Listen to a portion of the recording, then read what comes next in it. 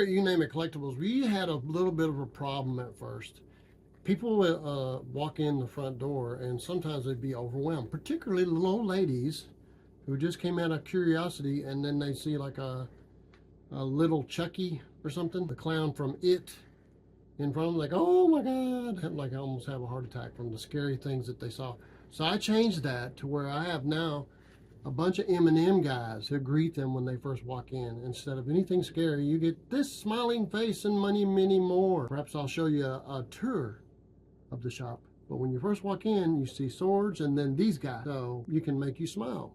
That's what a lot of these things are memory triggers. And this guy makes people smile and doesn't scare the little old lady. Guess what? One of my favorite Looney Tunes characters is Marvin the Martian. He was always trying to, one of the protagonists of bad guys, Antagonist. There you go. I'm trying to, she's the writer, I'm the reader. She reads more than me too. But anyway, he's one of my favorite characters. And this is a pretty good size for him. Most of the time he's pretty small. I've had a big plushie once. That went pretty quick. He's sort of popular. But Marvin the Martian. Hi, Spill Bridges with You Name It Collectables. 3 floors of collectible things. That always surprises me, all the different things that come in and out of here. And today I have a Mego figure. I think 2014. The Flash, 14-inch. Got the cloth, not plastic, it's cloth fitting. Had a pretty good run in the comics, and he had a TV series that was pretty good too. I liked it, my wife liked it. I would say this is a fun little thing to have, to say, yeah, that's the Flash. I have a dog named Flash, by the way. He thinks he's fast, but he's not. He just bundles himself up when he's running like he's going. But this is the character Flash, Mego character, 2018, and it has a stand that holds him up, which is pretty neat. And it's been a blast having him around. There you go. One of the many things I get to see. See you guys. Guess who it is?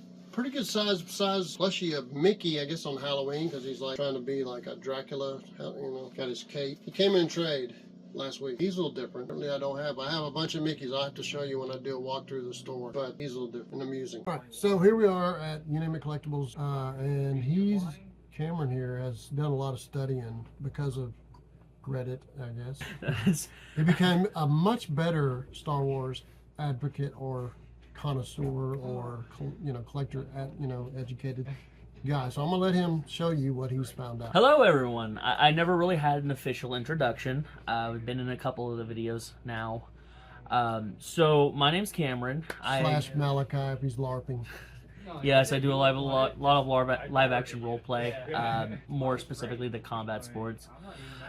So I actually work mainly behind the scenes. I've only really been in the videos here recently. Anyway, so what he's talking about is I actually handle the online stuff. I deal with Reddit and Discord, and I had posted one of our items, which is the Star Wars Power of the Force electronic light and sound R2-D2.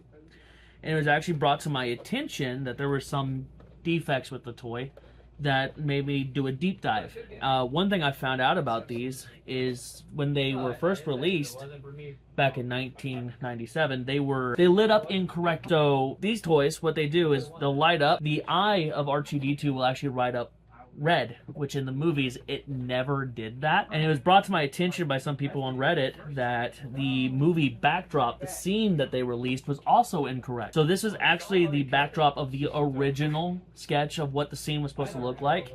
So the actual movie scene that was released has more stones in the background. So not only does the toy light up incorrectly, the background is also incorrect. I mean, I just thought that was kind of interesting that we have that lying around and that there's a little bit more of a story to it. Just like everything else you can find here at You Name It Collectables. Right. I'll tell you a little story that I know about this particular movie series. There was this guy that was a comic artist, producer slash comic artist, basically. Okay. And he went to California to try to break into. He was having a hard time, but he was in a studio. And they were doing some little, flying machines. And he's like, he'd go over and mess around and he'd make suggestions. So like, hey, that'd be kind of cool if you did this. So they were taking all these spaceships and hanging them in wires, and so the guy that was in charge of it all says, hey, why don't you be the director? Because you're already helping us a whole lot. He's like, yeah, that'd be kind of cool. So, but the guy that was running it all decided, no, I'm going to do it.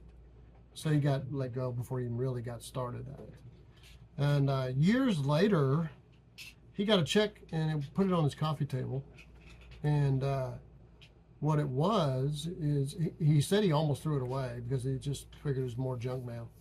What it was is a check from Lucas, because he had been a director for a little while. He gets a percentage of every film. So he started getting checks. Even though he wasn't a director very long, because he was, the union made sure he got a certain amount of money. So, you know, the guy went on, did other things, but, you know, he got a check regularly from the Star Wars series. It's kind of weird. Anyway, just another story. Who knows if it's true. See ya. Hi guys, it's Phil with You Name It Collectables. I have been having fun today talking. I got interrupted several times, but that's okay because I get to interact with people from all over Israel, because they go to see Roaring River and then they stop by here like, hey, what is this? And then after they've been here for a while, several times going to Roaring River, sometimes they bring friends, and then they bring friends, and they bring friends. First time they come, it'll be like sensory overload. And the next time they come, like, I know what I'm going to get this time. Anyway, I was going to show you guys some things. I've been here 10 years. I have a lot of stuff has slid through my hands. But this is a Chuck Liddell MMA figure, the first one. It's actually pretty fragile and rare. I think these things are going as high as $200. But I have a bunch of them. Kind of fell into it. But Chuck Liddell, the Iceman. I have a toy box up here, and when you open the lid up, it's a pretty big toy box. It says "Gay Time." I think it meant something different then. Don't demonetize us yet. I mean, that's what it says. I love older stuff. A lot of the stuff that you'd pull out and show someone would probably get you. The Country Bunny was first in 1939, but this is a 1967 book. Oh, this is a neat little gem. Bedtime stories. It's got Chicken Little, it's got Red Riding Hood, Three Little Pigs, Gingerbread Man, all sorts of little old kid stories. And all this was only $5? She made the price. If it's the right price, I never negotiate.